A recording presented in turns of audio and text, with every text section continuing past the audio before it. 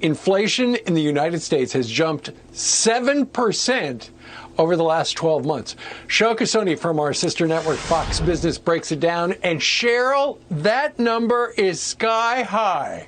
It's a 40-year high, Steve, that we just got this morning. The number's just breaking a few moments ago. If you look at the year-over-year number, that jump of 7%, we haven't seen inflation run that hot in this country since 1982. Then if you look at the core number, which is where they strip out food and energy, that was still hotter than expected year-over-year, a jump of 5.5%. What are people paying the most for? They're paying the most in this report, according to the government, for shelter and for used vehicles. Used cars and truck prices year over year, 37% jump, Steve.